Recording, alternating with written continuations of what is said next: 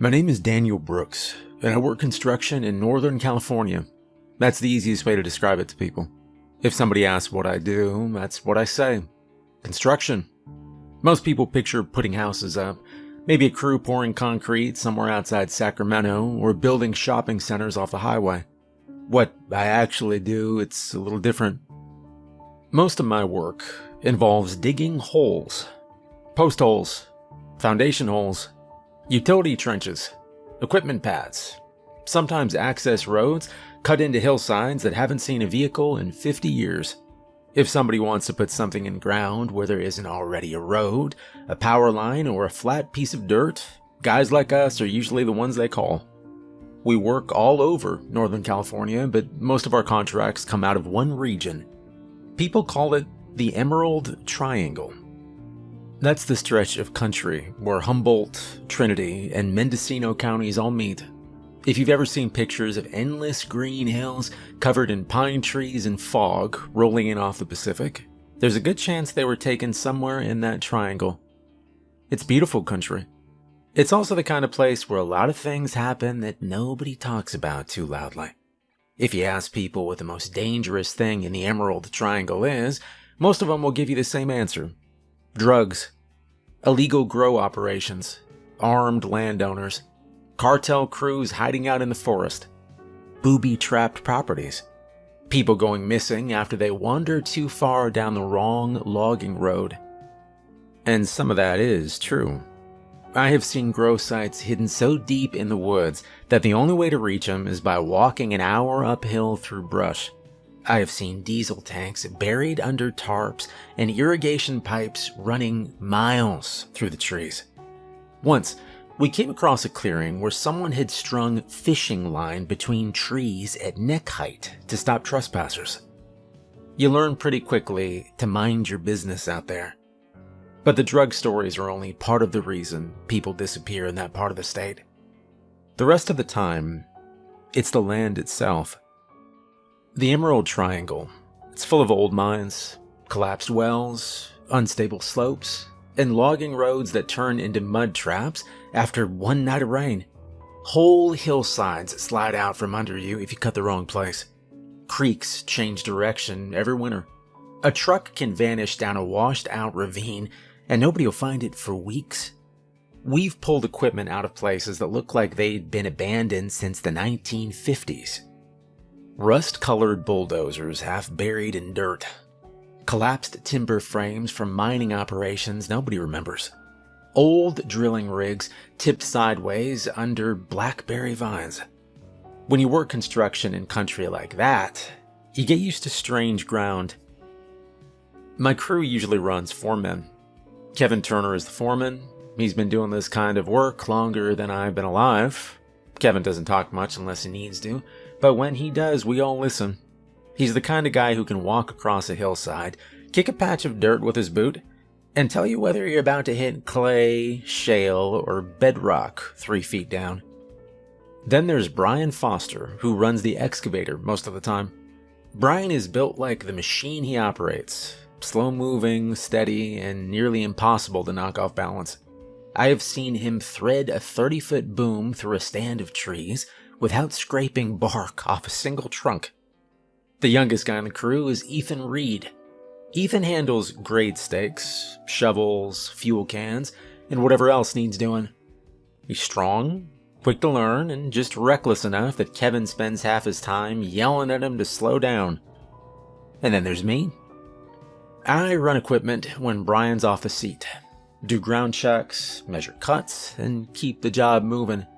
I've worked construction long enough that none of it feels new anymore. Dirt is dirt, right?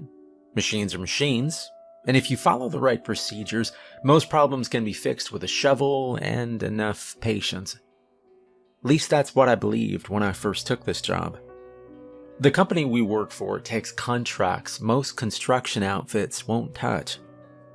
Remote telecom towers, private water systems, utility trenches for survey stations miles from the nearest highway. The kind of jobs where you haul equipment up dirt roads so narrow you can see the drop through the driver's side window the whole way up. Those contracts pay well. A lot better than normal construction work. And the reason, it's simple. Nobody wants them.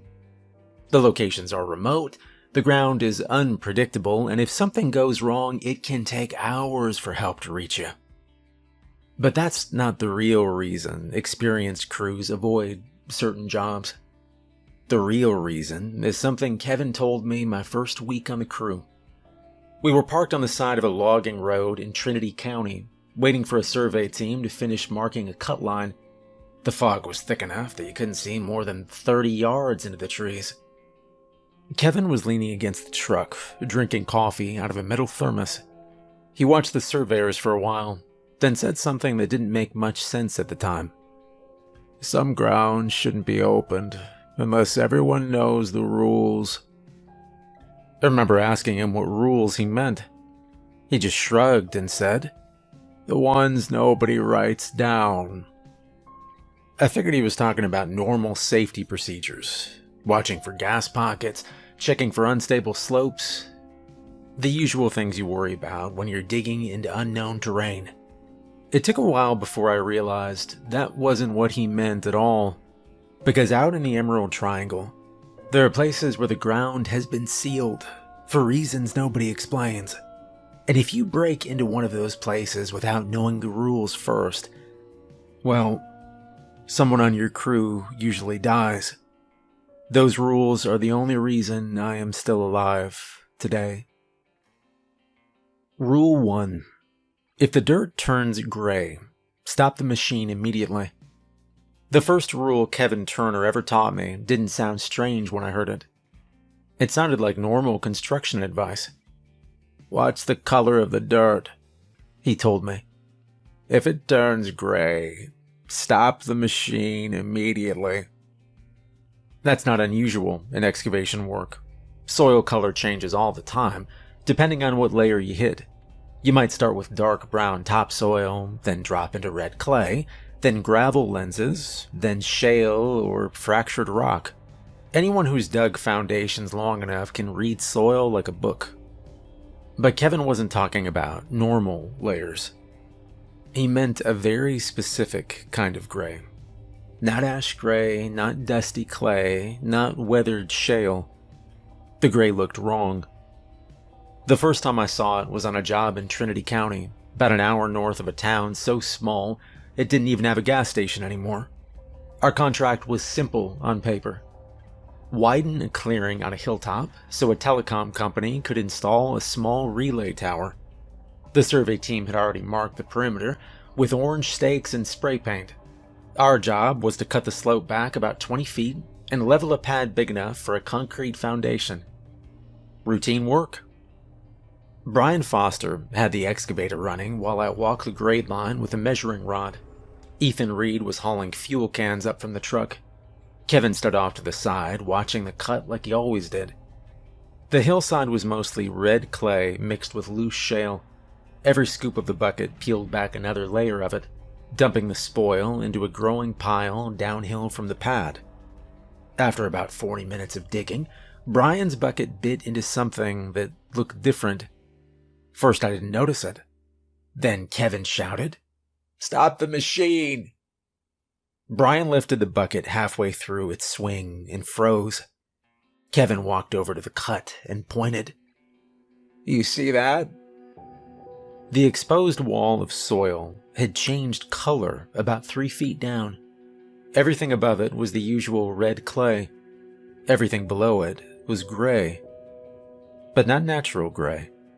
Looked packed, dense, almost powdery, like cement that had been ground back into dirt.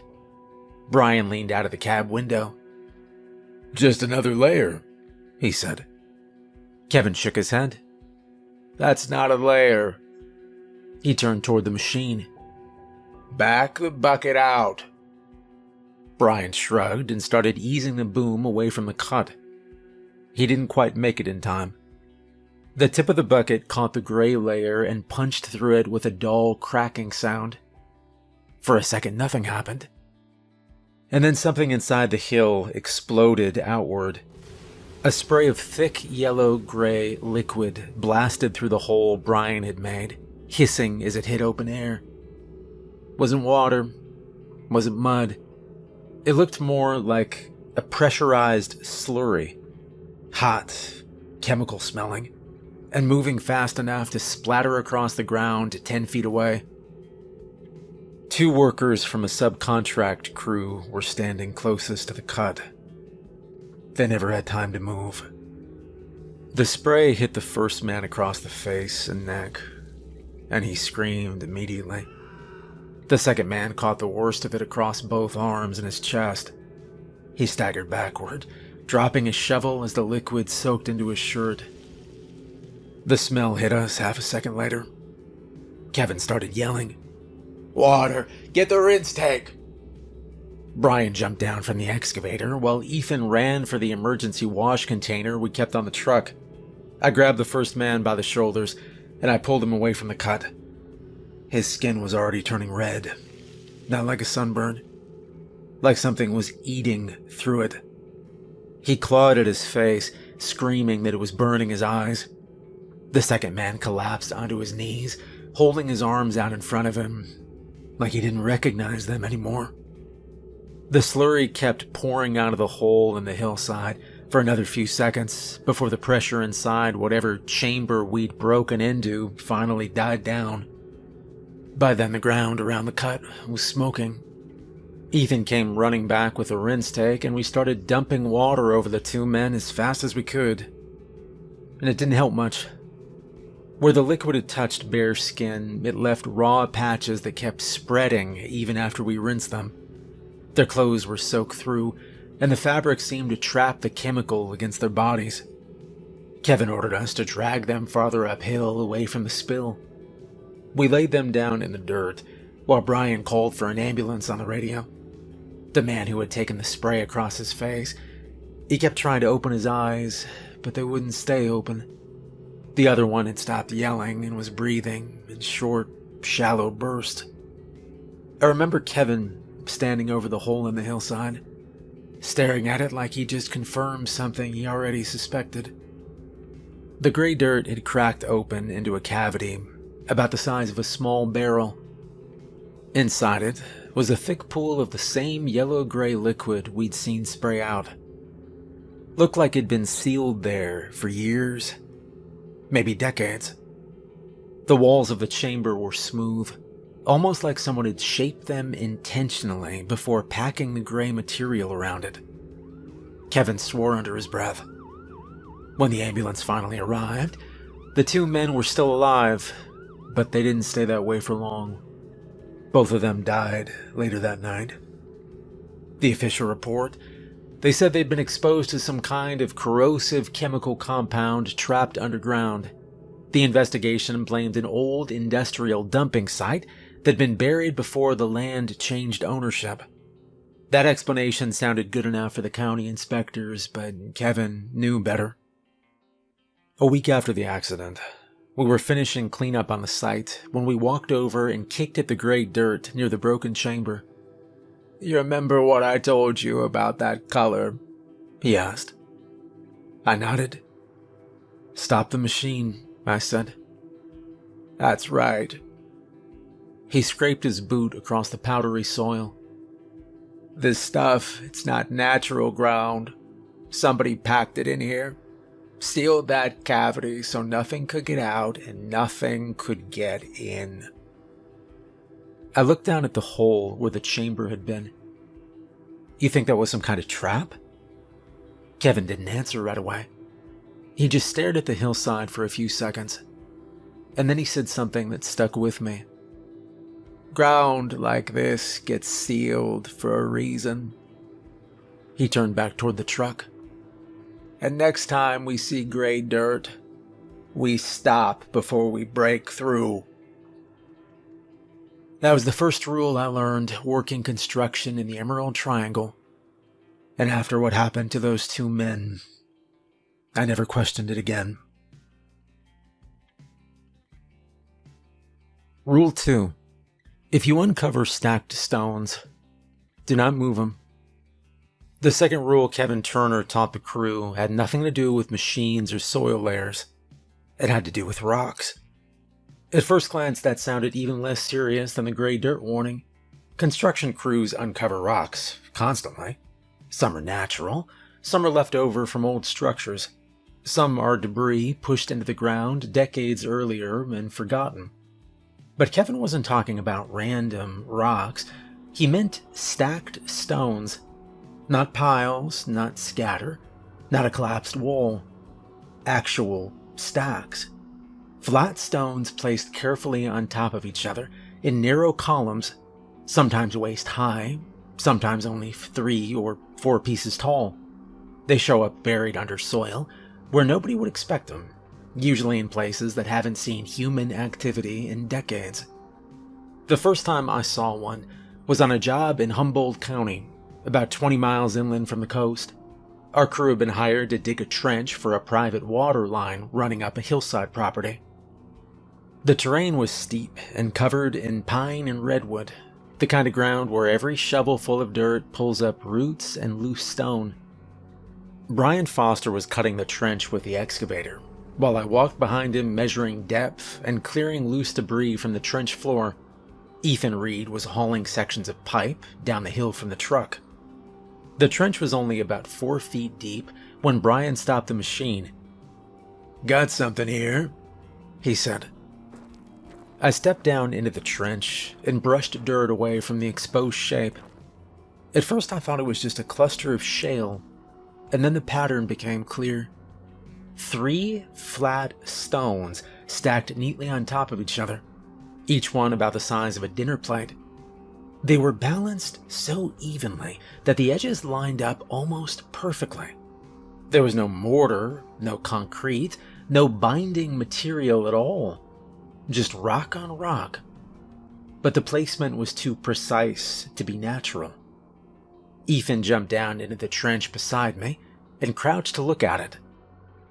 "Looks like somebody built a little tower," he said. He reached down and grabbed the top stone. Kevin's voice came from above us. "Leave that alone." Ethan froze. Kevin was standing at the edge of the trench, looking down, with a hard expression I hadn't seen before. "That's not debris," he said. "That's a marker." Ethan straightened up slowly and set the stone back where it'd been. "What kind of marker?" he asked. Kevin climbed down into the trench and crouched beside the stack. He studied it for a few seconds, then ran a gloved finger across the edges. "They show up sometimes when we dig in this part of the state," he began. "Always stacked like this. Always buried shallow." I looked around the trench. "You think somebody put it here?" Kevin nodded once.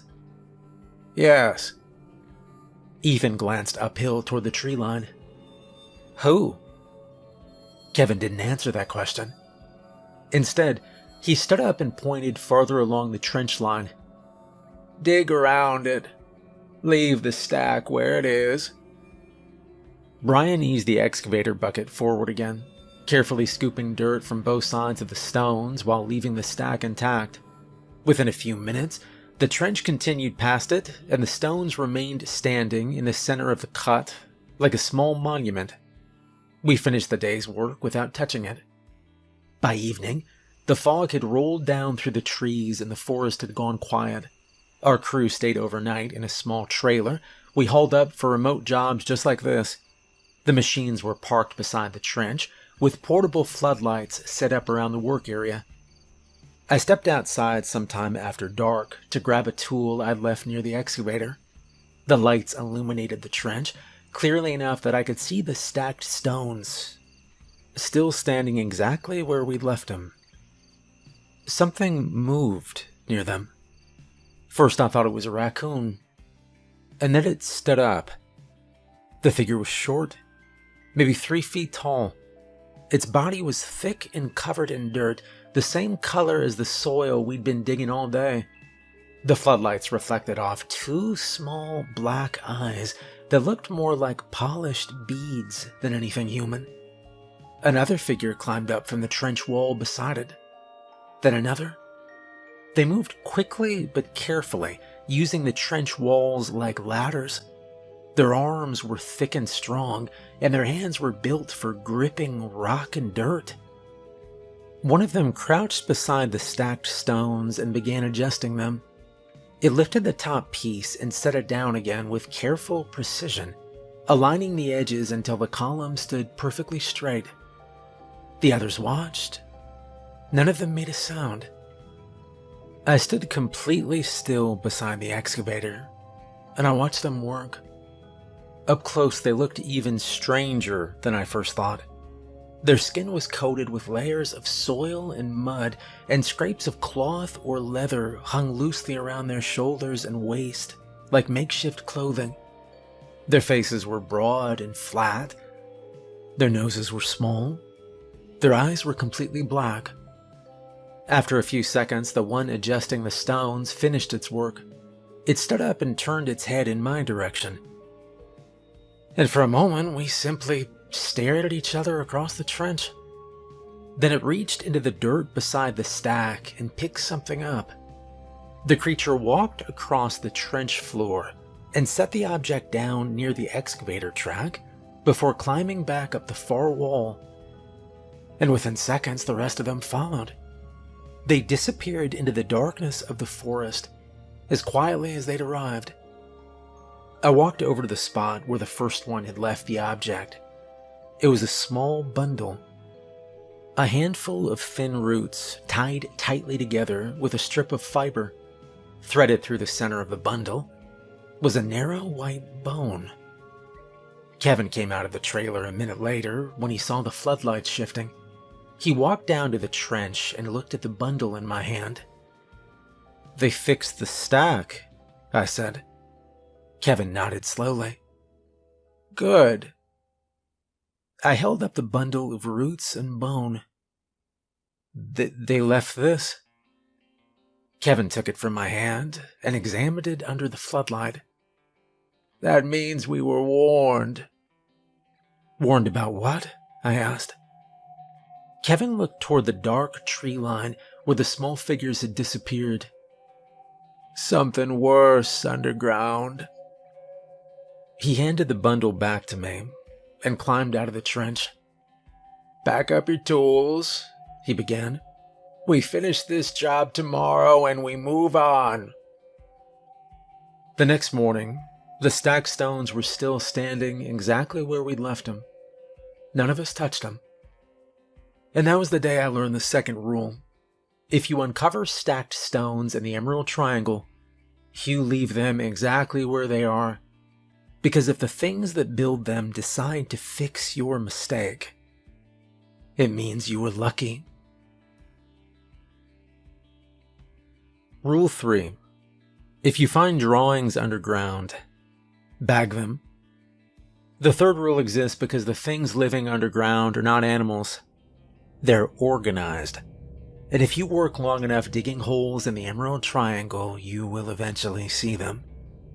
The first time I saw one was on a job in Mendocino County.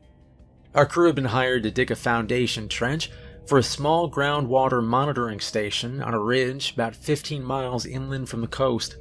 It was the kind of project that usually took 2 days. Dig the trench, set the forms, pour concrete, and move on.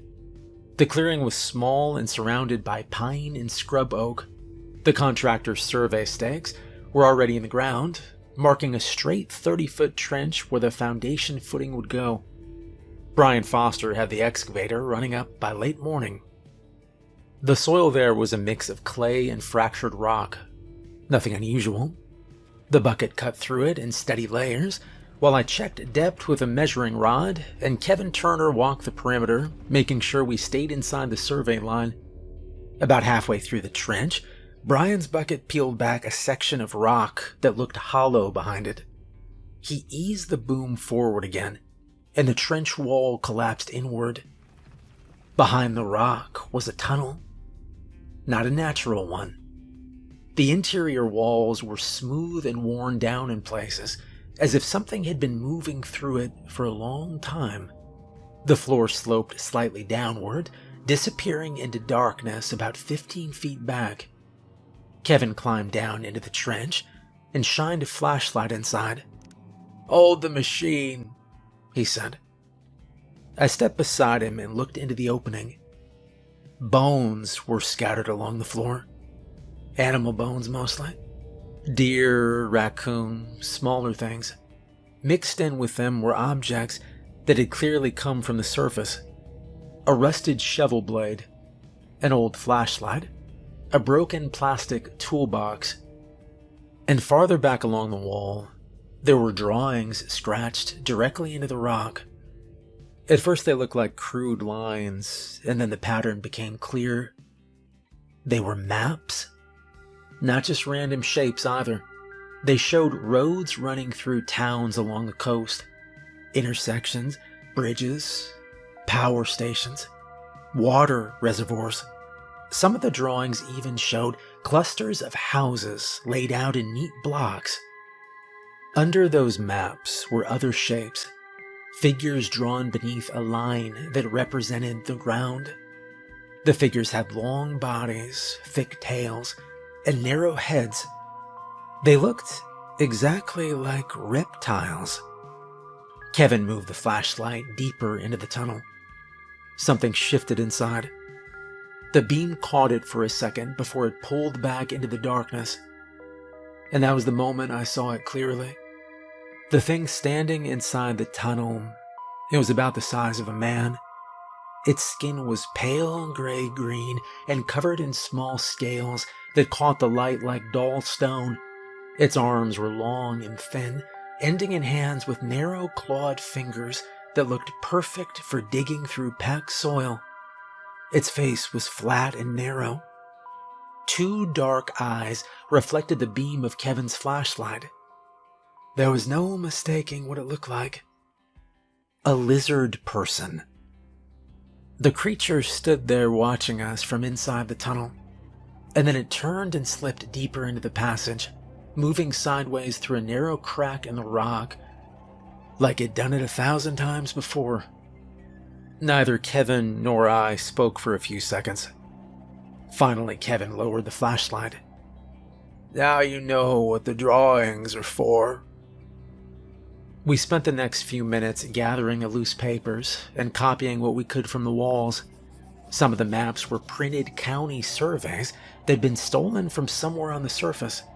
Others were hand-drawn plans showing tunnels branching outward under hillsides and roads. Several of them had arrows pointing toward larger towns along the coast.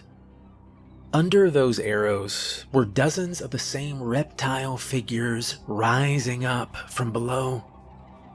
That afternoon, we saw 2 more of them near the trench. One appeared along the far edge of the clearing just before sunset. It stood upright among the trees, watching the machines, its tail hanging low behind it like a counterweight.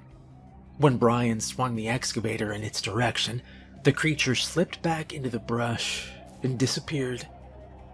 The second one appeared after dark.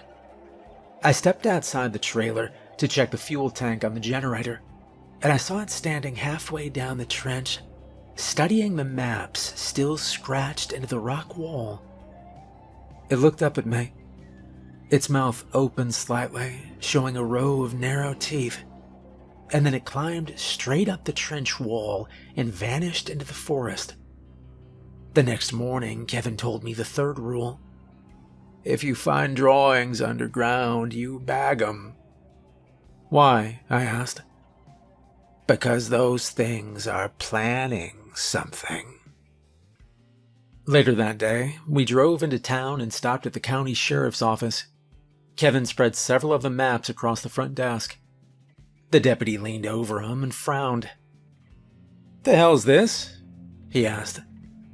Kevin pointed to the drawings of tunnels under a small coastal town. "We found them underground at a construction site." The deputy looked at the reptile figures drawn beneath the streets. Then he laughed.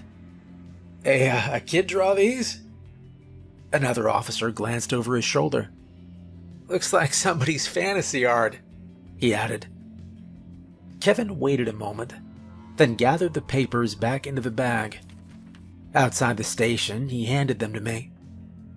"That's the response I expected," he said. We shrugged, and then we drove back to the ridge and went back to work. But the third rule stayed with me after that, because those drawings were not imagination. They were plans, and the lizard people living under the Emerald Triangle have been preparing those plans for a long time. Rule 4. If the gnomes leave you a gift, leave the site before dark. The fourth rule only exists because the gnomes see things before we do. They live underground. They move through cracks in soil, the way raccoons move through brush. They know the tunnels better than any human ever could. And when they decide to warn you about something, you pay attention. The job where I learned that rule was in Humboldt County, about 30 miles inland from the coast. Our crew had been hired to cut a wide equipment pad into the side of a hill so a private company could install a small communications tower.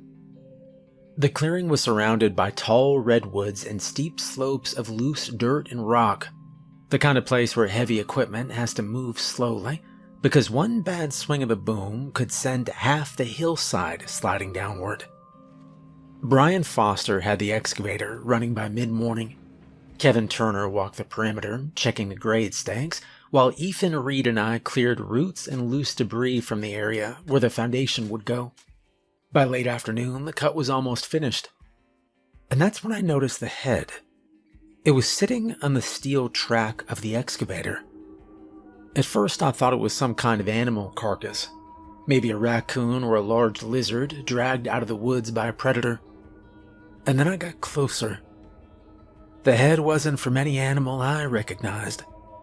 The skin was pale and scaled, the same dull gray-green color as the creature we'd seen inside the tunnel back in Mendocino County.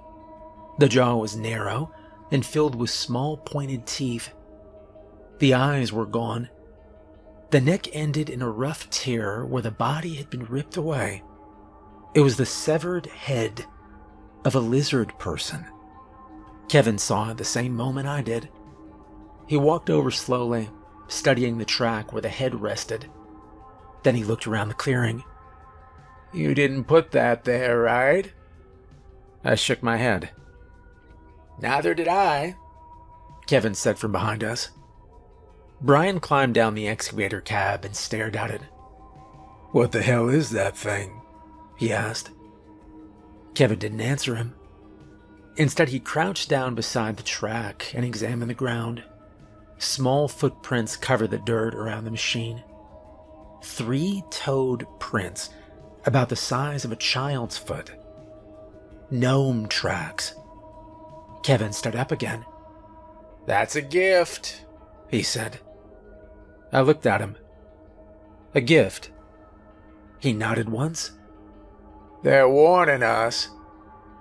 "Warning us about what?" Ethan asked. Kevin glanced toward the tree line. "About what's coming." We finished shutting down the machines immediately.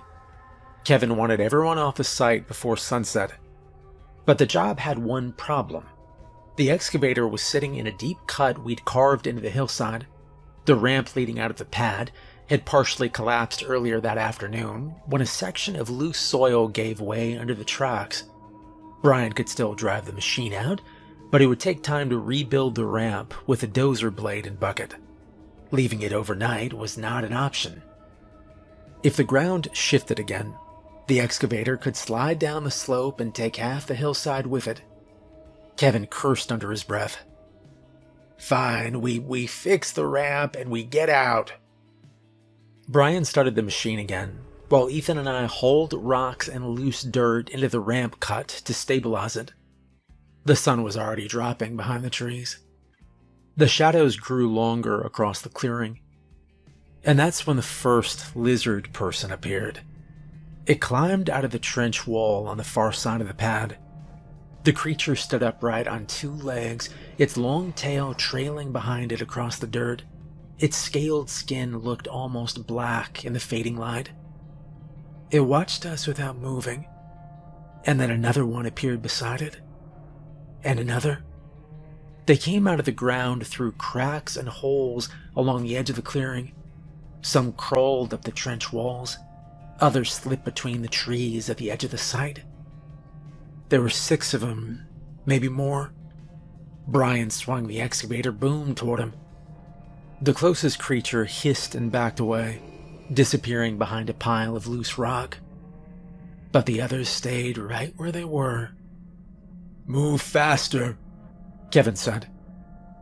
Ethan and I shoveled dirt into the ramp while Brian worked the bucket back and forth, packing the slope tight enough for the machine to climb. Another lizard person appeared near the generator trailer, and this one moved differently.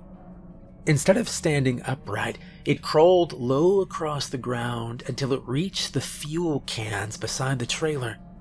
Then it lifted its head and stared directly at Ethan. He froze. "Don't move," Kevin said. The creature tilted its head as if studying him, and then it lunged. Ethan jumped backward just as the lizard person grabbed the edge of the trench wall and tried to pull itself onto the pad. Brian reacted instantly. He swung the excavator bucket down and smashed it into the dirt beside the creature. The impact sent a wave of loose soil cascading into the trench. The lizard person vanished under the falling dirt, and 2 more appeared along the far edge of the clearing. One of them dragged something across the ground behind it, a length of wire. Another creature crawled out of a narrow hole near the base of a tree. There were more of them now. I could see movement everywhere along the edge of the site. Kevin pointed toward the ramp. "Brian, get the machine out." Brian backed the excavator toward the ramp and started climbing slowly up the slope we'd rebuilt. The ground trembled under the weight of the tracks. As the machine reached the top of the ramp, a small figure darted across the clearing. One of the gnomes. It ran straight to the trench and hurled a fist-sized rock down into one of the openings where the lizard people had appeared. Another gnome followed it, then another. They moved quickly, throwing rocks and chunks of dirt into the holes, collapsing parts of the trench wall. One of the lizard people lunged toward them. The gnomes scattered instantly, vanishing into the forest. Brian finally drove the excavator into solid ground then. Kevin waved the rest of us toward the trucks. "Move!" We didn't argue. Within seconds, the engines were running and the headlights were cutting through the trees as we drove down the narrow dirt road and away from the site. None of us spoke until the clearing disappeared behind us. Kevin was the first one to break the silence. "And that's why, if they leave you a gift, you leave the site before dark." I looked back through the rear window toward the ridge we'd just abandoned. The trees had already swallowed the clearing completely. Somewhere up there, the lizard people were crawling back through the trenches we'd dug. And I wonder if the gnomes were sealing the holes behind them. Rule 5. If the hole breathes warm air, fill it in and leave the dead where they are. The 5th rule is the one nobody likes to talk about. It's the rule that tells you when a job has already gone too far. Kevin didn't explain it until the worst night our crew ever had. The job was in Trinity County, high up along a ridge where the forest opened into patches of exposed rock and loose soil. A contractor had hired us to dig a deep equipment footing for a monitoring station that was supposed to track seismic activity along a nearby fault line. At least that's what the paperwork said. The clearing was small and uneven. Half the work involved cutting back the hillside just to make room for the machines. Brian Foster had the excavator working the slope while Ethan Reed and I measured the trench lines Kevin Turner had marked earlier that morning. By late afternoon, we had a pit nearly 8 feet deep. The bottom layer was solid rock. Brian switched the excavator to a heavier bucket and started chipping at the stone to widen the footing. And that's when the ground opened. The bucket struck a fracture line, and a section of rock broke away with a loud crack. The piece slid down the pit wall and exposed a dark opening beneath it. At first it looked like another tunnel, but the air coming out of the opening felt different. Warm. Not just slightly warmer than the outside air. Hot. I stepped closer to the pit, and I held my hand near the opening. A steady current of warm air was flowing out of the rock. It smelled like sulfur and wet metal. Kevin climbed down into the pit and shined his flashlight into the opening. The beam revealed smooth black stone inside. Not rough like normal rock. It looked melted. Thick iron spikes had been driven into the walls in several places. Their surfaces rusted and fused into the stone as if they'd been there for decades. A length of chain hung between two of them, half buried in mineral deposits. Bones were scattered along the floor of the chamber. Some animal bones, some not. Kevin lowered the flashlight slowly. "That's deep ground." "What does that mean?"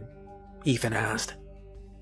Kevin looked at him with an expression I had never seen before. "Means this job wasn't about building something." Brian killed the excavator engine. The clearing went quiet, except for the low sound of warm air moving through the hole. I leaned over the edge of the pit and looked down again. The opening inside the rock was widening. Something was pushing against the chamber wall from below. The stone cracked then. A thin black shape slid through the gap.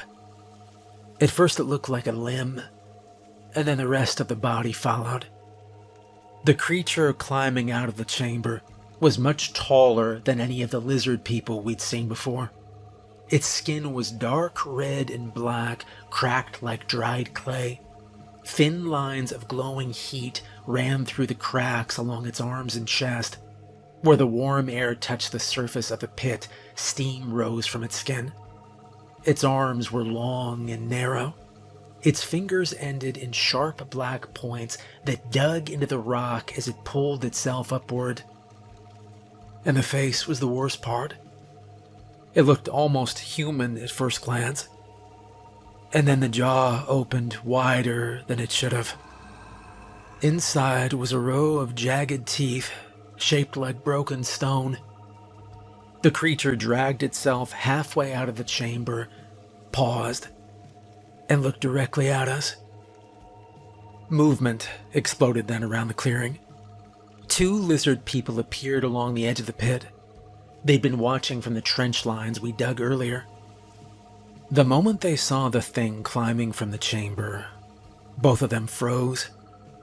For a second, none of the creatures moved. And then the lizard people turned and ran. They vanished into the forest without hesitation. Kevin climbed out of the pit immediately. "Everyone back," he said. "What is that thing?" Ethan asked. Kevin didn't take his eyes off the hole. "Something that should have stayed buried." The creature inside the pit pulled itself higher. Its claws scraped across the rock as it climbed toward the surface. Kevin turned toward Brian. "Start the machine." Brian didn't move. "There's still equipment down there," he said. Kevin shook his head. "We're not retrieving anything." The creature's head rose above the edge of the pit. Steam rolled off its body where the cool air hit it. Kevin pointed at the excavator. "Collapse the hole." The creature lifted one arm out of the pit. The claws dug into the soil beside the opening.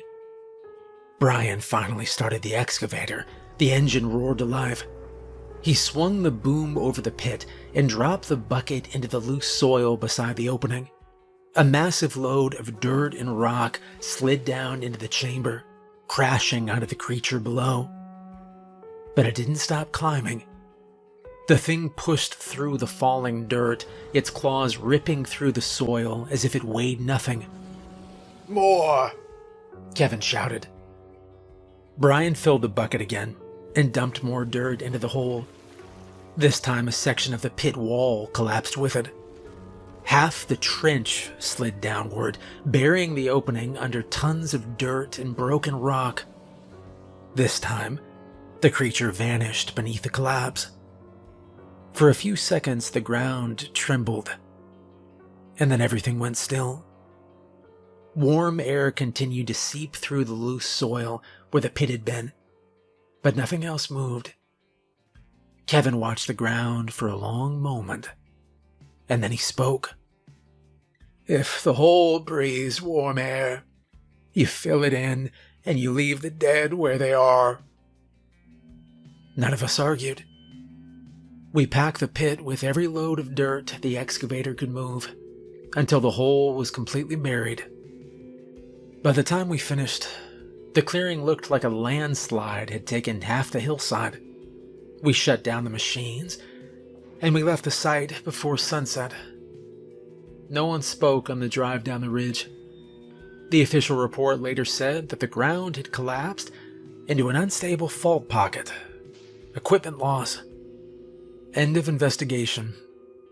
Kevin told me later that the fifth rule always applies the moment warm air starts coming out of the ground.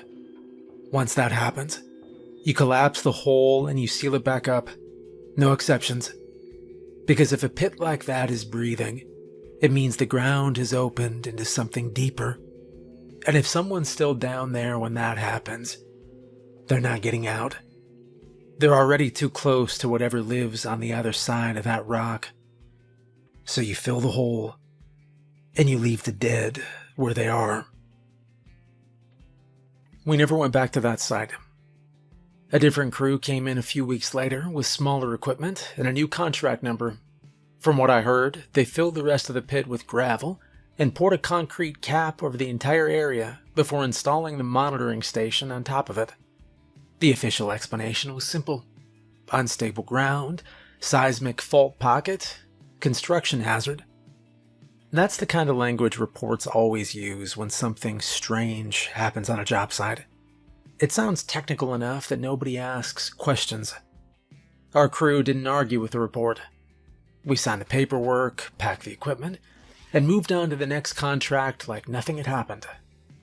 That's how these things usually go.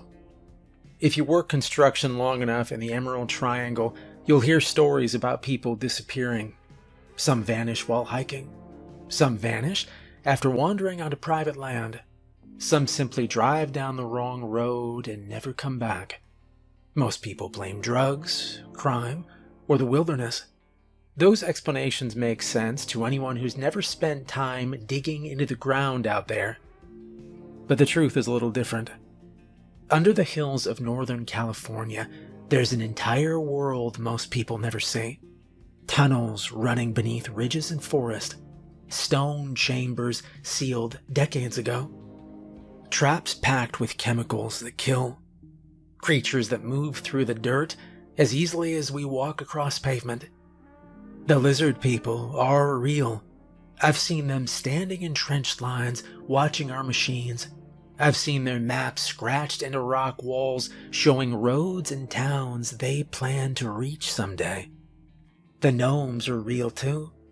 They're small and strange, but they're not our enemies.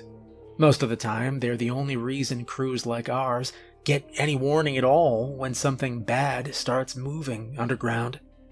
And deeper than both of them are things that should never reach the surface. Things the ground was sealed to hold back. The companies that hire excavation crews in that part of the state, I think they know about it. They won't say it directly, but some of those contracts exist for one reason: to check the ground.